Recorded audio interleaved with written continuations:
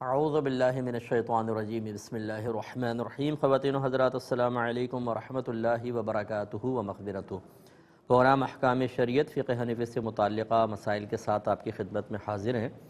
کل ایک آخر میں کویسچن تھا کہ اگر میاں بیوی کے جسمانی اجزاء لے کر اور ایک تیسری عورت کے رحم میں رکھے جائیں اور پھر اس سے بچہ حاصل کیا جائے تو اس کی شرعی حیثیت کیا ہے؟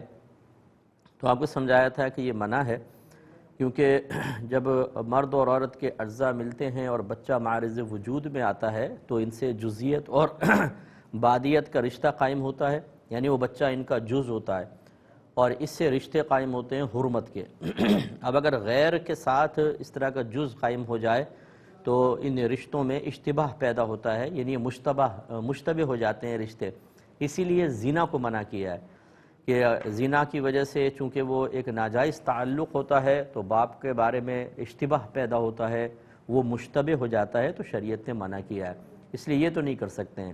یہ ہو سکتا ہے کہ اگر صحیح طریقے سے نارمل طریقے سے حمل نہ ٹھہرتا ہو تو پھر اسی عورت کے رحم میں، یعنی میاں بیوی کے اجزاء لے کر بیوی کے ہی رحم میں اس کو رکھ کے بچہ حاصل کیا جائے، اس کی گنجائش نکل سکتی ہے۔ لیکن اس میں بھی ہم اس صورت میں اجازت دیتے ہیں کہ جب کوئی بہت ہی سخت ضرورت ہو۔ سخت ضرورت کا مطلب یہ ہے کہ بعض بچیاں ایسی ہوتی ہیں جو کہ اولاد کے حصول کے باعث، اولاد کے حاصل نہ ہونے کے باعث سخت بے صبری میں مبتلا ہو جاتی ہیں اور بعض اوقات کلمات کفر تک بھی پہنچ جاتی ہیں، یعنی ان میں صبر کی طاقت نہیں ہوتی ہے، قوت برداشت کم ہوتی ہے، ڈپریشن کا شکار ہو جاتی ہیں، بار بار ان کو جب یہ ٹینشن ہوتی ہے تو شوگر وغیرہ اور دیگر بیماریاں ہو جاتی ہیں، یا پھر اطراف کا ماحول ٹھیک نہیں ہوتا، طنز کرنے والے ہیں، تکلیف پہنچانے والے ہیں۔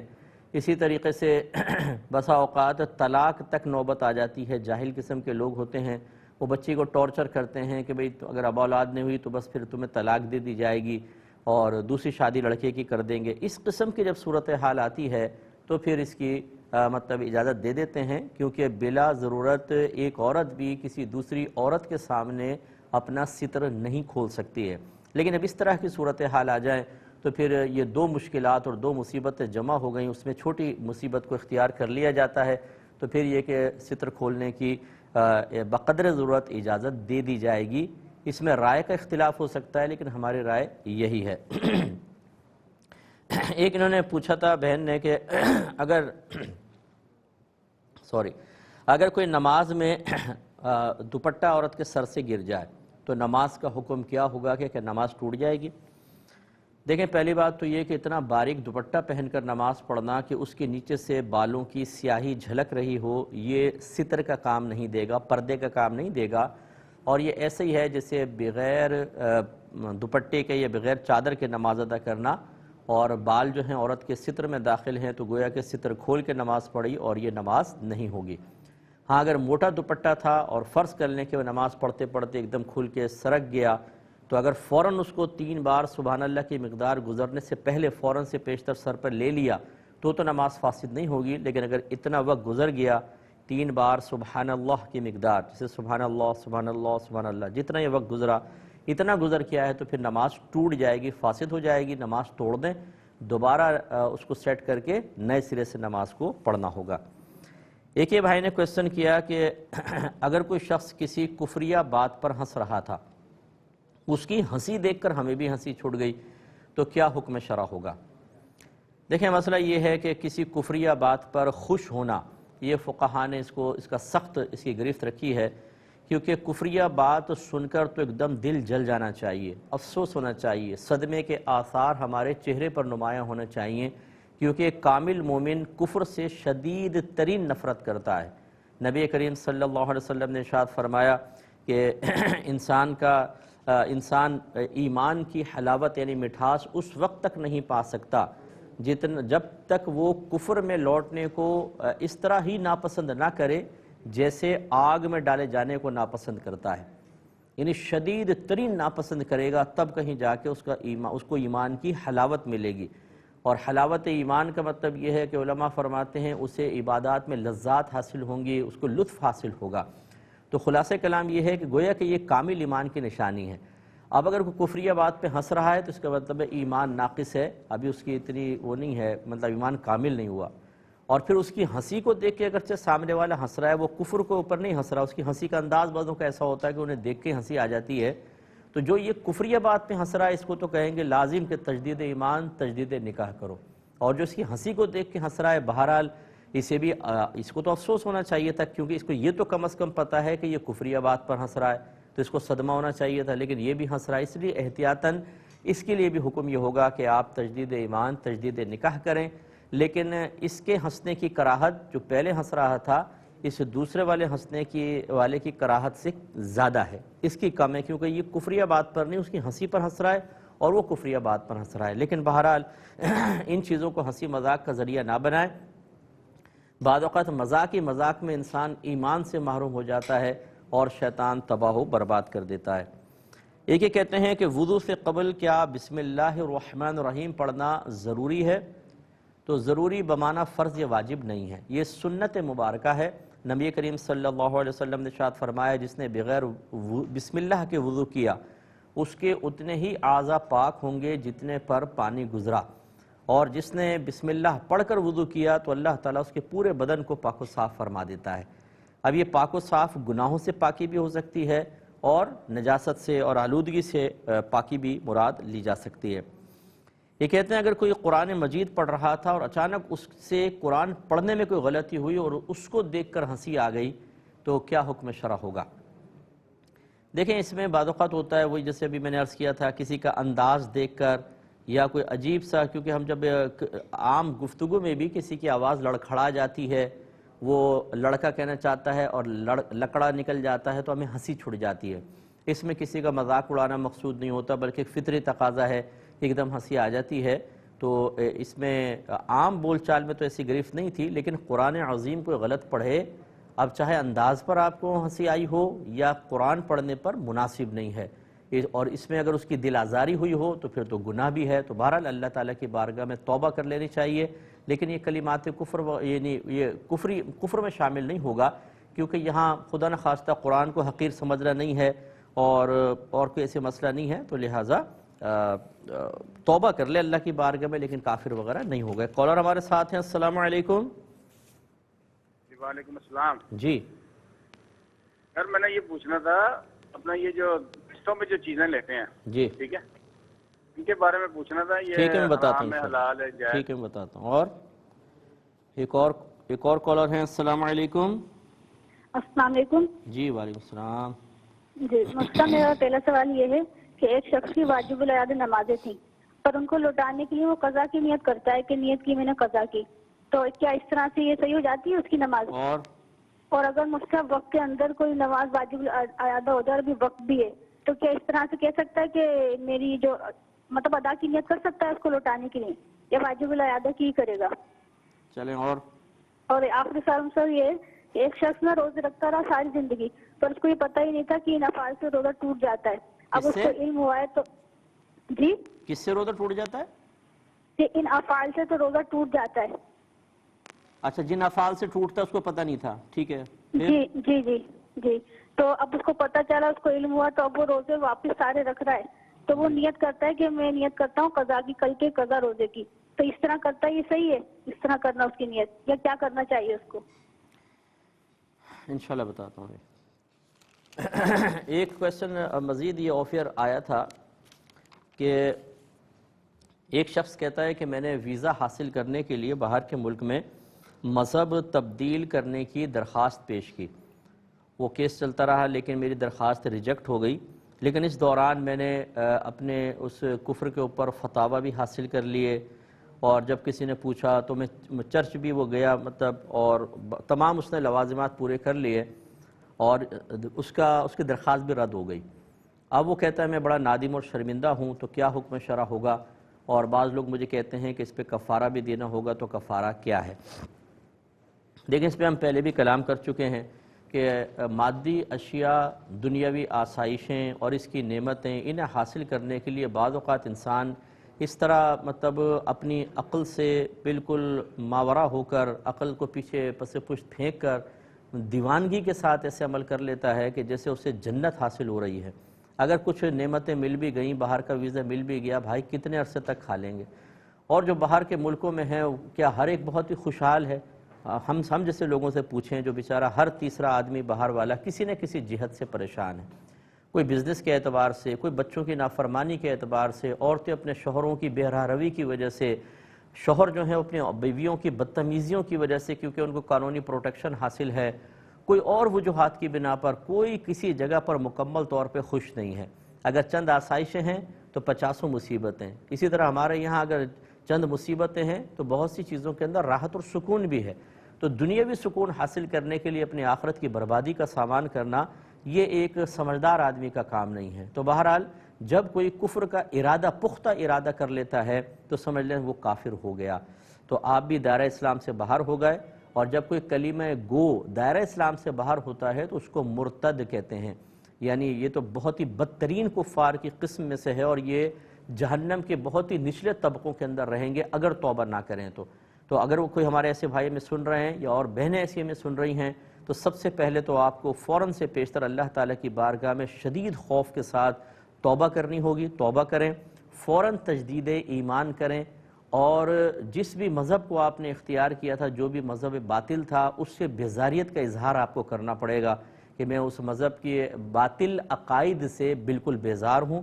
بیزاریت کے اظہار کرنے کے بعد پھر یہ دیکھیں گے کہ اگر آپ نے سب کو بتا دیا تھا، رشتہ داروں کو، اس کو اعلانیہ طور پر کہتے ہیں کفر اختیار کرنا، تو پھر تو سب کو بتا کر توبہ کرنی ہوگی کہ بھئی میں توبہ کر رہا ہوں، اور میں آپ گواہ رہنا میں تجدید ایمان، تجدید نکاح کر رہا ہوں۔ سب کو بتانے کا مطلب ایک ساتھ پوری محفل بنانا نہیں ہے، اکثر ان میں سے لوگ اگر آپ موجود کر لیں ان کو، اور پھر ان کے سامنے اقرار کریں تاکہ باقی سب تک اطلاع پہنچ جائے اور بعد میں آپ کے بارے میں کفر کی بدگمانی نہ ہو، ٹھیک ہے نا؟ تو یہ توبہ کرنی ہوگی۔ اگر شادی شدہ ہیں تو تجدید نکاح بھی کرنا ہوگا، فوراً سے پیشتر کریں۔ اور اب ہمارا مشورہ یہ ہوگا کہ پوری زندگی اللہ تعالیٰ کی بارگاہ میں سمجھ لیں، اب کفارہ یہی ہے کہ آپ نادم ہو کر، شرمندہ رہ کر کریں کہ آپ نے تھوڑے سے دنیاوی ٹکوں کے لیے اللہ تبارک و تعالیٰ سے بغاوت کی، آپ کو نہ اللہ یاد رہا، نہ رسول یاد رہا، نہ اسلام کی محبت یاد رہی، نہ قرآن، نہ جنت، نہ آخرت کی فکر، نہ عذاب قبر کی فکر، ایسی بے پرواہی۔ اور جب سرپرست ایسا ہو تو اولاد کا حال کیا ہوگا؟ اس لیے اب ساری زندگی اپنی کوتاہی کو یاد کریں، نماز پڑھیں، علم دین سیکھیں، تقوی اختیار کریں، تو اللہ تبارک و تعالیٰ انشاءاللہ درگزر کر دے گا۔ لیکن اگر آپ نے معمولی سمجھ اس کو چھوڑا تو آخرت کی تباہی ہے۔ ایک مختصر سا بریک لیں گے، ہمیں یقین ہے آپ ہمارے ساتھ ہی رہیں۔ بسم اللہ الرحمن الرحیم۔ پہلے 2 کالز لیتے ہیں پھر انشاءاللہ جوابات۔ السلام علیکم۔ وعلیکم السلام۔ جی مفتی صاحب، میرے 3 سوال ہیں۔ پہلا سوال یہ ہے کہ باپ کی طرف بیٹی کا ایک تائی حصہ ہوتا ہے وراثت میں، تو بعض لوگ جہیز کی صورت میں کہتے ہیں کہ زیور وغیرہ اور جہیز وغیرہ دے دیا تو وراثت میں حصہ ختم ہو گیا، کیا ایسا کہنا جائز ہے؟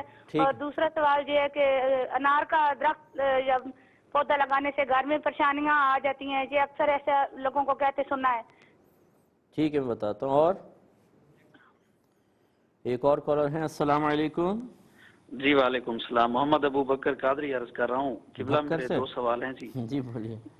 جی حضور، سوال یہ تھا کہ جب ہم جنازے کی نیت کرتے ہیں نا امام صاحب جی، تو کچھ لوگ جو ہے نا آگے سے میت کے فوٹو وغیرہ بنا رہے ہوتے ہیں یا ویڈیوز وغیرہ بنا رہے ہوتے ہیں، کیا شرعن حکم ہے اس حوالے سے جی؟ تو جی دوسرا جو سوال ہے جی وہ یہ ہے کہ جو شخص میت کو غسل کراتا ہے اس کے لیے ضروری ہے کہ وہ اس کے بعد خود بھی کپڑے بھی چینج کرے اور غسل بھی خود کرے؟ اگر نماز کا ٹائم ہو اس وقت تو کیا یہ ضروری ہے کہ وہ پہلے غسل اب خود کرے اور کپڑے چینج کرے بعد میں نماز پڑھے جی؟ شرعن کیا حکم ہے جی؟ ٹھیک ہے، اور انشاءاللہ میں عرض کرتا ہوں۔ ایک یہ کویشچن تھا کہ اگر کوئی شخص نیا مسلمان ہوا اور اسے کوئی صورت یاد نہیں ہے، وہ نماز کیسے ادا کرے گا؟ دیکھیں، ایسے شخص کے لیے حکم شرع یہ ہوتا ہے کہ وہ جماعت سے، لازمی طور پہ جماعت سے نماز ادا کرے۔ تو جیسے اب فجر کی نماز اس نے 2 رکعت نماز امام صاحب کے ساتھ پڑھی تو قرات تو امام صاحب ہی کریں گے، باقی جتنا اس کو پڑھنا ہے وہ ایک اس کو خاکہ سمجھا دیں کہ اس جگہ آپ کو سبحان اللہ سبحان اللہ کہنا ہے۔ جیسے تکبیر لگا دی، تکبیر تو آسان ہے، اس کو سمجھ میں آ جائے گی، طریقہ ایک ڈھانچہ نماز کا سمجھا دیں۔ اس کے بعد ثنا کی جگہ سبحان اللہ پھر رکوع کے اندر اسی طرح، سجود کے اندر اسی طرح، یوں جب اتحیات میں بیٹھے تو بس بولتا رہے سبحان اللہ سبحان اللہ سبحان اللہ، حتیٰ کہ امام صاحب سلام پھیر دیں. تو اس کو یہ کرنا ہوگا. اور سنن نوافل وہ ابھی اس کو اگر پڑھنا چاہے تو اسی طرح سبحان اللہ سے پوری پڑھ لے، ورنہ فی الحال اس کو ان کا مکلف نہ بنائیں. صرف یہ وطر اور فرائض یہ امام صاحب کے ساتھ پڑھے. اور فرض کر لیں خدا نخواستہ اگر اس کی جماعت نکل جاتی ہے اور کوئی قریبی دوسری جماعت اس کو نہیں ملتی ہے تو پھر وہ نماز کو اسی طرح ذکر الہی کے ساتھ پورا کرے. لیکن فوراً سے پیشتر رات دن کوشش کر کے اس کو نماز سیکھنی چاہیے. اور جو لوگ مطلب کریڈٹ تو لیتے ہیں الحمدللہ ہم نے 10 کو مسلمان کیا، ہم نے 20 کو مسلمان کیا، بھائی جان مسلمان کرنا کوئی کمال نہیں ہے، اس میں آپ کا کمال نہیں ہے، یہ اللہ تبارک و تعالیٰ کا کمال ہے. اگر آپ کسی کمال کی نسبت اپنی طرف کرنا چاہتے ہیں، فرض کر لیں ویسے تو سارے اللہ کا کمال ہے، تو پھر آپ کا کمال یہ ہوگا کہ اس کو کامل مسلمان بنائیں، اس کو اکیلا نہ چھوڑیں، اس کو تنہا نہ چھوڑیں. لیکن ہمارے مسلمانوں کا المیہ یہ ہے کہ ان کو تو پہلی بات تو کہ مسلمان کرنا ہی نہیں آتا کہ کسی غیر مسلم کو مسلمان کیسے کرتے ہیں، اور پھر دوسرا اپنا دین خود نہیں سیکھا ہوتا. ایک غیر مسلم کو مسلمان کر کے جھنڈا تو اٹھا لیتے ہیں، جی ہم نے 10 مسلمان کیے ہیں، ہم نے 20 مسلمان کیے ہیں. بھائی تم آپ خود بھی کامل مسلمان ہیں کہ نہیں ہیں؟ سکھاؤ ذرا اس کو مسلمان عقائد سکھاؤ، اس کو احکام شرعیہ عملیہ آپ سکھائیے، انہیں گناہوں کی معرفت سکھائیں، وہ ہمارے مسلمانوں نے خود نہیں سیکھی ہوئی. تو یہ بہت ہی افسوسناک صورتحال ہے. ہونا یہ چاہیے اگر کوئی مسلمان ہوتا ہے تو اس کو وقت دیں، اسے نماز سکھائیں، اس کو ضروری چیزیں سکھائیں. سب سے پہلے عقیدہ سکھانا ضروری ہوگا، آہستہ آہستہ عقیدہ سکھائیں. اس طرح احکام شرعیہ عملیہ، اس میں طہارت ہے، نماز ہے، اگر رمضان آ گیا تو روزے ہیں، اگر وہ بالغ ہے خاص طور پر تو پھر روزے وغیرہ، اگر وہ مالدار ہے تو فوراً زکوٰۃ کے مسائل، کیونکہ مالدار اور سال گزر جائے تو، اور اسی طرح قربانی کا ایام آ گئے تو سال چاہے نہ گزرے فوراً اس پہ قربانی واجب ہوگی، تو پھر قربانی کے احکام. اسی طرح اگر وہ تجارت کر رہا ہے، اگر وہ کسی کرائے پہ چیز کو لیتا دیتا ہے تو پھر آپ کو اس کو اجارے کے مسائل بھی سکھانے ہوں گے. اگر اس نے پیسے انویسٹ کیے ہوئے ہیں تو بہت بہتر ہے کہ اس کے کاروبار کے اعتبار سے جو مسائل ضروری ہیں وہ اس کو سکھانے کا اہتمام کیا جائے. آپ نہیں سکھا سکتے، کسی عالم سے ٹائم لے کر اس کو توجہ کے ساتھ وسیلہ ایک برج بن کر اس کو سکھائیں. اسی طرح گناہوں کی معرفت، صغیرہ گناہ کیا ہے، کبیرہ گناہ کیا ہے، ظاہری کیا ہیں، باطنی گناہ کیا ہیں. مثلا دماغ سے کون کون سے گناہ ہو سکتے ہیں، آنکھوں سے کون سے ہیں، زبان سے، ہاتھ سے، پیروں سے، شرمگاہ کے گناہ کیا کیا ہوتے ہیں، مال کمانے کے حرام اور جائز طریقے کیا ہیں، مال خرچ کرنے کے حرام اور جائز ذرائع کیا ہیں، کس سے آپ دوستی کر سکتے ہیں، کس سے نہیں. یہ چیزیں آہستہ آہستہ اس کو سکھانا ضروری ہے. ہم مسلمان کرتے ہیں، بعض جیسے نوجوان ہوتے ہیں اپنا نکاح کرنا ہے، اپنی خواہش کو پورا کرنا ہے، کہتے ہیں جی میں غیر مسلم لڑکی کو مسلمان کر کے پھر میں اس سے شادی کرنا چاہتا ہوں. چلیں اچھی بات ہے کہ آپ نے اس کو مسلمان کی شادی کی، لیکن بھائی پھر اس کو کچھ سکھائیں تو صحیح. ہم یہ ہمیشہ یہ میں کہتا ہوں کہ اگر کوئی نوجوان ہم سے پوچھتا نا کہ مسلمان ایک لڑکی کو مسلمان کر کے میں شادی کرنا چاہتا ہوں، میں کہتا ہوں پہلے آپ اس کو مسلمان کریں، پھر 1 سال تک اس کو دین سکھائیں، مکمل طور پہ بیسکس وہ سیکھ لے. اس کے بعد آفر کریں آپ مجھ سے شادی کرو گی تو پھر شادی کریں. ورنہ اگر آپ نے خالی کلمہ پڑھا کے اس کو مسلمان کر لیا، آپ کی نفسانی خواہش تو پوری ہو گئی اور جائز طریقے سے ہو گئی، لیکن نہ وہ آپ کے بچوں کی اچھی ماں بن سکتی ہے کیونکہ اس کو دین ہی نہیں پتا. اسے یہ نہیں پتا کہ وہ کلمہ کفر زبان سے نکال رہی ہے، اسے یہی نہیں پتا کہ مسلمان ہو جانے کے بعد عقائد باطلہ کو پسند رکھنا یا پھر ان کی تعریف کرنا یا ان میں سے کسی میں مشغول ہو جانا اس کو دوبارہ اسلام سے باہر کر سکتا ہے. کوئی شعور نہیں ہے. پھر بچے پیدا ہوتے ہیں، کچھ سکھایا نہیں ہوتا، بعد اوقات لڑکی کا دماغ گھومتا ہے، وہ شوہر کو چھوڑ کے بچے لے کے ساتھ چلی جاتی ہے. ایسے سینکڑوں کیسز میرے پاس آئے ہیں کہ وہ بچوں کو اس نے مرتد کر لیا. حالانکہ بچے باپ کے تابع ہوں گے، اگر مسلمان ہیں تو باپ کے تابع ہو کر مسلمان کہلائیں گے، لیکن وہ ساتھ لے جاتی ہے غیر مسلم بن جاتے ہیں. اور یہ مجنون صاحب جو ہیں جنہوں نے بڑے دعوے کیے تھے کہ جی ویسے مذہب یاد نہیں آئے گا لیکن شادی کرنی ہو تو جی مسلمان کر کے میں کرتا ہوں. ناراض مت ہوئیے گا کہ میں کوئی طنز کر رہا ہوں، میں ایک بات اس میں سمجھا رہا ہوں. جو دل جلتا ہے تو ہم آپ کی خدمت میں گزارش کر رہے ہیں کہ اسلام اس ٹائم تو یاد آتا ہے کہ جی میں نے شادی کرنی ہے تو مسلمان کرنا ہے، چلو اچھی بات ہے، لیکن بعد میں کیوں بھول جاتے ہیں؟ آپ نے ایک ایسی نسل پیدا کی جو کفر اب کافر ہو گئی اور اس کی نسلیں کافر پیدا ہوتے رہیں گے. آپ نے کفر کو تقویت دینے کے لیے شادی کی تھی، آپ نے کافروں کی تعداد میں اضافہ کرنے کے لیے اولاد پیدا کی تھی. اس کو کامل مسلمان بنانے کے لیے آپ کو اچھا لائحہ عمل تیار کرنا ہوگا. جو میں نے آپ کی خدمت میں گزارش کی کہ لڑکی کو مسلمان کر کے شادی کرنا کوئی ناجائز نہیں ہے، لیکن پہلے اس کو ایک کاملہ مومنہ صالحہ بنائیں، اور اس کا طریقہ کیا ہوگا کہ اس کو پہلے کہیں کہ آپ مسلمان ہوں، 1 سال تک آپ علم سیکھیں.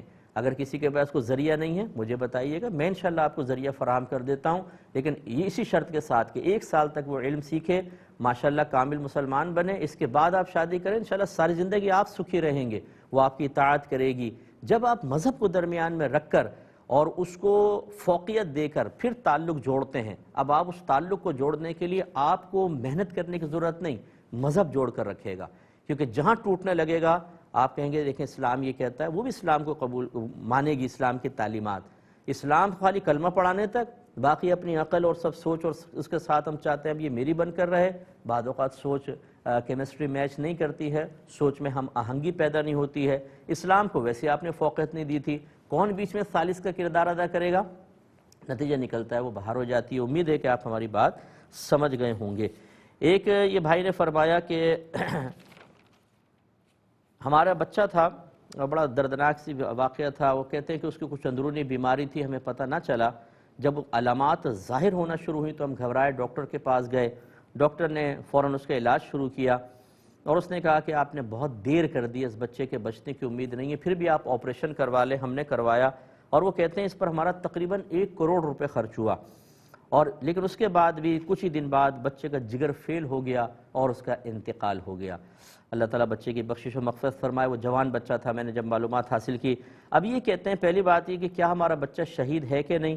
دوسری بات یہ کہتے ہیں کہ یہ جو ہم سے نادانستہ طور پہ کوتاہی ہوئی کہ ہم نے پہلے چیک اپ نہیں کروایا، آخری سٹیج پر کروایا، ہم اس میں گلٹ فیل کرتے رہتے ہیں کہ شاید اگر ہم پہلے کروا دیتے تو ہمارا بچہ نہ مرتا، آج وہ زندہ ہوتا. کیا حکم شرع ہوگا؟ دیکھیں جب کوئی اس طرح کی ناگہانی آفات، خاص طور پہ نبی کریم نے پیٹ کے مرض میں انتقال کرنے والے کو حکم شہید قرار دیا ہے، تو اللہ تعالیٰ کی رحمت سے امید ہے کہ بچے کو مقام شہادت حاصل ہوگا. دوسری بات یہ ہے کہ دیکھیں غیب کوئی بھی نہیں جانتا. جب بچے کے اندر کوئی ظاہری علامت تھی ہی نہیں تو آپ کی کوتاہی کہاں سے ثابت ہوئی؟ کوتاہی تو اس وقت ہوتی ہے کہ بچہ درد کا اظہار کر رہا ہوتا، وہ تڑپ رہا ہوتا اور آپ کہتے ہیں یار ایسی بس ہوتا ہے، تھوڑا بہت درد، چھوڑ دو چھوڑ دو چھوڑ دو، اور پھر بچے کا آخری سٹیج پر ہونا ظاہر ہوتا تو آپ کی طرف کوتاہی کی نسبت کی جا سکتی تھی. آپ کو تو پتہ نہیں چلا، جیسی علامت ظاہر ہوئی آپ نے ایک لمحہ دیر نہیں کی، فوراً ڈاکٹر سے رجوع کیا. اس کا مطلب ہے اپنے آپ کو اب بلیم نہ دیں، ایسا کوئی مسئلہ نہیں ہے. تیسری بات یہ کہ یہ کہنا کہ اگر ہم اس کا علاج بروقت کروا لیتے تو شاید آج وہ زندہ ہوتا، ایسا نہیں سوچنا چاہیے. یاد رکھیں کہ جب کسی کی موت کا وقت آتا ہے، قرآن کہتا ہے کہ نہ ایک قدم وہ آگے بڑھ سکتا ہے نہ ایک قدم پیچھے ہٹ سکتا ہے، بس اس کا انتقال کا وقت ہے، وہ اسی ٹائم فوت ہوگا. اور میرے آقا صلی اللہ علیہ وسلم ارشاد فرماتے ہیں کہ جب اللہ تبارک و تعالی کسی شخص کے لیے کسی مقام پر موت کا ارادہ فرما لے تو اس مقام پر اس کے لیے کوئی کام پیدا کر دیتا ہے اور وہ شخص خود چل کر اس مقام تک جاتا ہے اور اس کا انتقال ہو جاتا ہے. تو خلاصہ کلام یہ ہے کہ اس میں آپ کی کوتاہی کا کوئی دخل نہیں ہے. اللہ تبارک و تعالی نے اس کی اتنی ہی زندگی لکھی تھی. اگر فرض کرنے آپ علاج بروقت شروع بھی کروا دیتے نا تو کیا آپ اللہ تعالیٰ کے اس فیصلے کو بدل سکتے تھے؟ بالکل بھی نہیں. تو اس لیے کوئی آپ بالکل گلٹی فیل نہ کریں. اور جو لوگ اگر آپ کو اس طرح کی باتیں کہہ رہے ہیں ان کو خدا را ان سے کہیں خدا کے واسطے ہمیں گمراہ مت کرو اور ہمارے باطن میں غلط چیز صلاحیت نہ کرو کہ ہم مذہب اسلام کی بنیادی تعلیمات کے خلاف سوچتے پہ مجبور ہو کر شیطان کی اطاعت کی طرف چلے جائیں، اپنے ایمان کو خطرے میں ڈالیں. یہ لوگ بھی بڑے جاہل قسم کے ہوتے ہیں، آ کے بولتے ہیں دیکھا نا آپ نے کوتاہی کی، پہلے کرتے نا تو پھر وہ کبھی نہ مرتا. ارے بھائی پہلے، اس کا مطلب ہے جن کو بر وقت پتہ چل رہا ہے اور وہ علاج کروا رہے ہیں ان کے بچوں کو تو مرنا ہی نہیں چاہیے، پھر وہ کیسے مر رہے ہیں بتائیے؟ یا وہ باپ کیسے مر رہا ہے، وہ ہسبینڈ کیسے مر رہا ہے، وہ بیوی کیسے مر رہی ہے؟ اس لیے ایسا نہیں ہے. آپ بس مطمئن رہیں، بچے کے اصالِ ثواب کے لیے کوشش کریں. کالر ہمارے ساتھ ہیں. السلام علیکم. جی وعلیکم السلام. مفتی صاحب میں کینیڈا سے بات کر رہا ہوں. جی میرے 3 سوال ہیں. بولیے. پہلا سوال یہ ہے کہ انسان کو اپنا مراقبہ کا کیا طریقہ ہے اور اپنے اعمال کا محاسبہ کیسے کرے. اور دوسرا میرا سوال یہ ہے کہ اکثر یہاں پہ ہم لوگ پارک وغیرہ میں جاتے ہیں تو چیز کچھ کھانے پینے کے نیچے گر جاتی ہے تو لوگ یہاں پہ مایوس سمجھتے ہیں نیچے سے کھانا، تو اس کا کیا حکم ہوگا؟ اور میرا تیسرا سوال یہ ہے. جی بولیے. اور میرا تیسرا سوال یہ ہے کہ یہاں پہ نان مسلم ہمارے ساتھ کام کرتے ہیں تو ہم ان سے کیا اس طرح تھوڑا سا رکھ سکتے ہیں اپنا میل ملاپ کہ ہم ان کے سامنے اپنی دین کی باتیں ڈال دیں آگے، اور کبھی کبھار ایسی وہ باتیں کر جاتے ہیں کہ ہم تھوڑا سا ان کی طرف راغب ہونے لگتے ہیں، تو کیا ان سے اتنا میل جول ایسا جائز ہے؟ ٹھیک ہے. ایک اور کالر ہیں. السلام علیکم. وعلیکم السلام. مفتی صاحب میں نے ایک مسئلہ پوچھنا تھا کہ میرے ماموں فوت ہو گئے ہیں اور ان کی بیوی ہے اور بچی یتیم ہے. اچھا. تو ان کو لوگ دانے وغیرہ دیتے ہیں اور پیسے وغیرہ دیتے ہیں, تو میں بھی مزدور بندہ ہوں, میں اپنا کام چھوڑ کے لینے جاتا ہوں, تو میرے اوپر وہ پیسے تیل وغیرہ لینے فرض ہیں یا میرے پر لگتے ہیں یا نہیں لگتے؟ مطلب آپ ان کے لیے امداد دینے جاتے ہیں یا کیا کرتے ہیں؟ امداد لوگ دیتے ہیں نا, تو میں لے کر آتا ہوں. ٹھیک ہے, تو اس میں سے مجھے کچھ پیسے لینے چاہیے یا اپنا کام چھوڑ کے جاتا ہوں؟ اچھا اچھا, ٹھیک ہے میں بتاتا ہوں انشاءاللہ, بالکل بتاتا ہوں. ایک مختصر سا بریک لیں گے, ہمیں یقین ہے ہمارے ساتھ ہی رہیں گے. الرحمن الرحیم. ایک ابھی کے لے لیتے ہیں. انہوں نے کہا تھا کہ قسطوں پر جو ہم چیزیں لیتے ہیں اس کی کیا شرعی حیثیت ہے. دیکھیں, یہ فی نفسی ہی قسطوں کا کاروبار تو جائز ہے. فی نفسی ہی کا مطلب اگر ہم شرائط, کنڈیشنز, لیمیٹیشنز باقی سب چھوڑ دیں, صرف یہ قسطوں کا کام جائز ہے. ایک سامنے والا آفر کرتا ہے, اگر نقد لوگے تو 50,000, ادھار لوگے تو 70,000 کی دوں گا. آپ کہتے ہیں چلیں ادھار لے لیتا ہوں, تو اس میں شرعاً کوئی حرج نہیں ہے, اس میں سود کا کوئی مفہوم نہیں ہوتا, کیونکہ 50,000 بھی چیز کی قیمت ہے اور 70,000 بھی چیز کی قیمت ہے. سود میں ایسا ہوتا ہے جو زیادتی ہوتی ہے وہ کسی چیز کا عوض اور بدلہ نہیں ہوتی. جیسے کوئی 1 لاکھ روپے قرضہ دے اور کہے واپس 1,10,000 لوں گا, تو جب واپس لے گا تو 1 لاکھ تو 1 لاکھ کا بدلہ ہے, 10,000 کس چیز کا بدلہ ہے؟ وہ کسی چیز کا بدلہ نہیں, یہ ہے سود. جبکہ یہاں پر 50,000 بھی مال کی قیمت ہے اور 70,000 بھی مال کی قیمت ہے. یہاں پر جو 20,000 زائد لے رہا ہے وہ ایسا نہیں ہے کہ عوض سے خالی ہے, بدلے سے خالی ہے, لہذا جائز. ہاں, اس میں جو کنڈیشنز لگا دی جاتی ہیں کہ اگر آپ کس ڈیلے کریں گے تو آپ کو اتنا زیادہ دینا ہوگا, اگر آپ بیچ میں اسکپ کر جاتے ہیں تو پھر ہم آپ کی چیز ضبط کر لیں گے, اور غلط قسم کی کنڈیشن وہ آپ ضرور پہلے چیک کروا دیں. جو وہ دیں گے وہ یقینی سی بات ہے کچھ شرائط پر آپ سے ایگریمنٹ کریں گے, یہ سودا ہوگا, وہ شرائط چیک کروا دیجیے, جو غلط ہوں اس کی اصلاح کروا دیں. باقی فی نفسی قسطوں کا کاروبار جائز ہوتا ہے. یہ بچے نے پوچھا ہے کہ اگر کسی کے اوپر جیسے واجب چھوٹ جاتا ہے نا اور سجدہ صاحب بھی نہیں کیا مثلا, تو نماز واجب العیادہ ہے, یعنی اس کو دوبارہ پڑھنا واجب ہوتا ہے. تو یہ کہتی ہیں واجب العیادہ جو نمازیں تھیں انہیں قضا کی نیت سے پڑھ لیا تو ہو گئی کہ نہیں ہو گئی؟ تو بالکل ہو جاتی ہیں. اگر آپ ادا کو قضا کی نیت سے اور قضا کو ادا کی نیت سے پڑھ لیں تب بھی ادا ہو جائیں گی, یاد رکھیں یہ بس. لیکن ذہن جیسے اب دل میں ہے ایسا اور آپ نے زبان سے کہہ دیا ادا کو قضا, قضا کو ادا, ہو جاتی ہے ادا. تو واجب العیادہ جو نمازیں ہیں یہ بھی قضا کی نیت سے آپ پڑھنا چاہیں تو پڑھ سکتے ہیں, یا منہ سے نکل گیا تو ہو گیا. ایک انہوں نے کہا کہ کسی نے ساری زندگی روزہ جو ٹوٹنے کے اسباب تھے وہ نہیں سیکھے تھے, اس سے روزے اس کے ٹوٹتے رہے, اس کو پتہ نہ چلا, اب اس کو پتہ چلا, اب اس نے وہ روزے وہ بھی قضا کی نیت سے رکھ رہا ہے, تو کیا حکم شرع ہوگا؟ بالکل صحیح ہے, بلکہ یہ تو ہیں ہی قضا, کیونکہ وہ روزے ہوئے ہی نہیں, ان میں منافی کام ہو گیا تو وہ تو ہوئے ہی نہیں.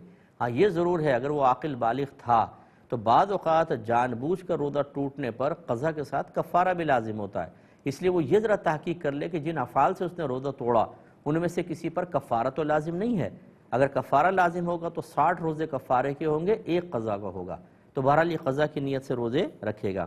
ایک بچے نے پوچھا ہے کہ بعض لوگ اپنی بیٹیوں کو جہیز میں دے کر, مال وغیرہ دے کر کہتے ہیں کہ بس اب آپ کا وراثت میں سے حصہ ختم ہو گیا, کیا یہ صحیح ہے؟ بالکل غلط ہے. یہاں 2 صورتیں ہیں. پہلا تو یہ کہ جیسے ماں باپ اپنی زندگی میں بچی کو بہت سارا جہیز دے دیں اور کہیں بیٹا وراثت میں تمہارا حصہ نہیں ہوگا, یہ نہیں ہوتا ہے, یہ غلط ہے. کیونکہ زندگی میں ماں باپ جو بھی اپنے بچوں کو دیتے ہیں اس کو تحفہ کہتے ہیں, گفٹ ہے, عربک میں اس کو ہبہ کہتے ہیں, تو لہٰذا یہ وراثت کوئی ہے. جب ماں باپ فوت ہوں گے ان کا مال تقسیم ہوگا, یہ ہے مال وراثت. تو زندگی میں جو دیا وہ تو تحفہ تھا, اور مرنے کے بعد پھر ورثاء کا حق مال سے وابستہ ہوتا ہے اور وراثت میں سے ان کو حصہ ملتا ہے. لہٰذا اگر بچیوں کو جہیز دے بھی دیا, جیسی والد صاحب کا انتقال ہوگا ان کا مال مال وراثت بنے گا اور بچی کا حق وابستہ ہوگا, مزید اس کو دیا جائے گا. لہٰذا زندگی میں دیے گئے تحفے کی وجہ سے یہ وراثت کیسے ختم ہوگی؟ اور یاد رکھیں کہ نبی کریم صلی اللہ علیہ وسلم نے ارشاد فرمایا, جس نے کسی وارث کی وراثت کو دبایا, اس کو محروم کیا, تو اللہ تعالیٰ اس کو جنت کی میراث سے محروم فرمائے گا. ایک ہی ہوتا ہے کہ والد صاحب کا انتقال ہو گیا, ابھی وراثت تقسیم نہیں ہوئی, تو بھائیوں نے بہن سے کہا کہ ہم جو تمہاری وراثت ہے نا وہ سب بطور جہیز تمہیں دے دیتے ہیں, اس کے بعد تو مطالبہ نہیں کرنا۔ بیٹی نے کہا ٹھیک ہے، اب یہ جو دے رہے ہیں یہ مال وراثت ہو، یہ بالکل صحیح ہے، اس میں وراثت ہے، اور اس کے بعد لڑکی کا حق ختم ہو جائے گا اگر وہ اس پر راضی ہو جاتی ہے، کیونکہ والد صاحب فوت ہو گئے، اب مال وراثت ہے، اور ان کی زندگی کے بعد جب تقسیم ہوگا تو یہ مال وراثت تقسیم ہو رہا ہے، تحفہ گفٹ تو ہے نہیں، اب صحیح ہے۔ لیکن زندگی کے اندر جیسے والد صاحب ہی دے دیں اور یہ کہیں کہ وراثت میں سے حصہ ختم ہو گیا، یہ غلط ہے، یا بھائی یہ کہیں کہ ہم نے تمہیں زندگی میں ابو سے زیادہ اسی لیے دلوایا تھا تاکہ تم بعد میں وراثت نہ لو، تو بھائی یہ اپنے فتوے اپنے پاس رکھیے۔ شریعت کے مطابق حصے تقسیم ہوتے ہیں، آپ کی عقل کے مطابق نہیں ہوں گے۔ جو اس طریقے سے ڈیڑھ ہوشیاری کر کے اپنی بہنوں کو اور گھر کی بچیوں کو وراثت سے محروم کیے ہوئے ہیں، یاد رکھیں ان کے حصہ جتنا آپ کھا رہے ہیں یہ جہنم کے انگارے پیٹ میں اتار رہے ہیں آپ، اور بروز قیامت اس کا بہت بڑا حساب دینا ہوگا۔ وہ بچیاں بالکل نقصان میں نہیں ہیں، وہ میدان محشر میں آپ کی بہت ساری نیکی لے کر جنت کے اعلیٰ درجہ تک پہنچیں گے، اور آپ دنیا کی عارضی نعمتوں پر مطمئن ہو کر اپنے بیوی بچوں کو ان کے مال سے عیش کروا کے سمجھ رہے ہیں کہ ہم نے بہت کچھ حاصل کر لیا، وہاں پہ آپ خالی دامن ہوں گے۔ اس لیے برا مانے بغیر بچیوں کو ان کا حصہ دیجیے۔ یہ کہتے ہیں کسی نے کہا کہ یہ انار کا درخت گھر میں نہ لگائیں، اس سے پریشانیاں پیدا ہوتی ہیں، تو بیٹا ایسا کوئی بھی بات نہیں ہے، یہ سب جہلا اور بیچارے کم علم لوگوں کا معاملہ ہوتا ہے۔ انار کی تو تعریف ہے، انار جنتی پھل ہے، آپ یاد رکھیں، اس کی بڑی برکتیں، گھر میں درخت لگائیں اس سے تو برکت پیدا ہوگی۔ انار بہت اچھا درخت ہے اور بہت اچھا پھل ہے، یہ جنتی پھل ہے، اس سے کوئی پریشانی نہیں آتی ہے۔ اچھا جن کے گھروں میں درخت نہیں ہے ان کے گھر میں تو پھر پریشانی سب بھاگ گئی ہوں گی، الٹی سیدھی باتیں، مطلب یہ کہ ان کے گھر میں کیوں پریشانی ہے؟ انار کا درخت۔ ان کے گھر میں کیوں ہے؟ کالی بلی۔ ان کے گھر میں کیوں ہے؟ نئی شادی ہوئی بہو آئی اس کی نحوست ہے۔ ان کے گھر میں ایسا کیوں ہے؟